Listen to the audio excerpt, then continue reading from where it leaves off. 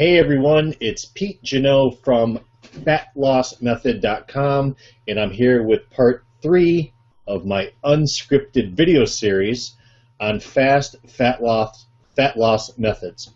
Now, today I want to talk about the mindset or psychology of fat loss. Think back to every January 1st. What is one of the most common, if not the number one resolution that people set for themselves for New Year's?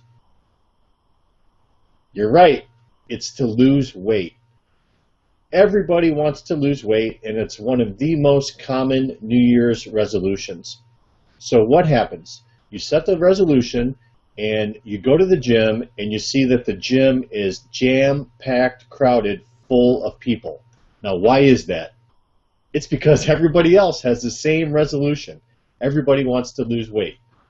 So what happens is you're really excited, you have this resolution, you start going to the gym, and the first week everything goes great.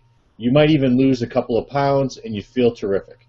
Maybe a little bit sore because you haven't been doing anything, but you push through and you go into week 2 because you started to see some results. What happens in week 2?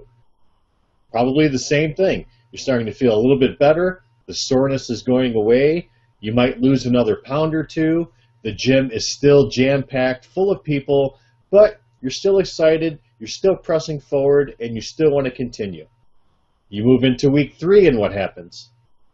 Gym is a little bit less crowded, but you're still starting to see results. You're still feeling good. Maybe you're starting to cheat a little bit on your diet. Maybe not. You still could be doing good.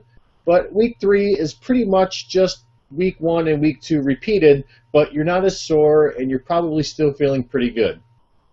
But then you hit week 4, and there's something that happens in week 4, and it starts with an R, and we call it resistance. That's right. For whatever reason, around week 4, you start to hit this wall of resistance that's causing you to start doing things that go against your healthy eating plan and your healthy workout plan. You'll notice this because you'll start to see the number of people in the gym slowly start to decrease. So the people that you see in the first week in January is more or higher than the people that you see in week 4. You yourself may be starting to cheat a little bit on your diet. You might start to miss a workout or two. And what happens is if you don't press through this resistance, if you don't reinforce those healthy eating habits and those healthy workout habits, eventually you're just going to keep backsliding. And you'll start to see this as you move into week 5, week 6, week 8, and guaranteed by week 12, almost everyone, and I'm talking 75% of people, you'll see that started a new weight loss program January 1st, have now quit or entirely backslid and have gone back to their own ways, old ways. So if you go to the gym, you'll see that it's a lot less crowded. It's back to the regulars. You'll see that you're probably eating unhealthy again. You probably stopped working out entirely, and all of that weight, all of that progress that you made over those initial 4 to 6 weeks, or maybe if you made it 8 weeks, is now completely reversed, and you've actually gained that weight back. And we call this yo-yo dieting or yo-yo weight loss. And it's very, very common. It happens to most people. So what can you do to try to break through that resistance and just keep going? Well, my number one tip for overcoming resistance is to find an accountability partner. Hopefully it's somebody that you can work out with, that you go to the gym together. It's best if you actually live with the person, if it's a spouse or a loved one. And that way you can prepare your healthy meals together, you can eat together, you can go to the gym and work out together, and basically you hold each other accountable. That's the ideal situation. Now, if it's somebody that doesn't live with you, so you actually have to go outside the home, that's okay too. Even somebody remotely that you can talk to via video camera like this over the internet or via telephone. It doesn't have to be in person. I think it's stronger and it's more easily reinforceable when it's face-to-face, so you have to see the person every day.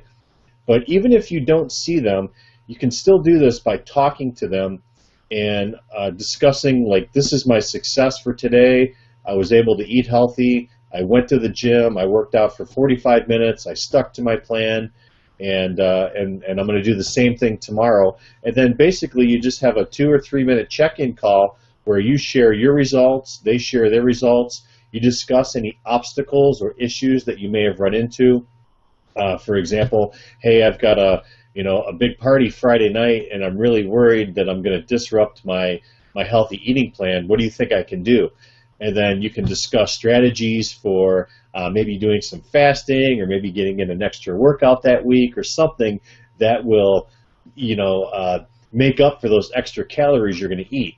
But the point is that you have somebody there that you can talk to these things about. You can work through these issues and try to maintain that momentum, so when resistance hits, you don't just say, oh, well, I quit and that's it.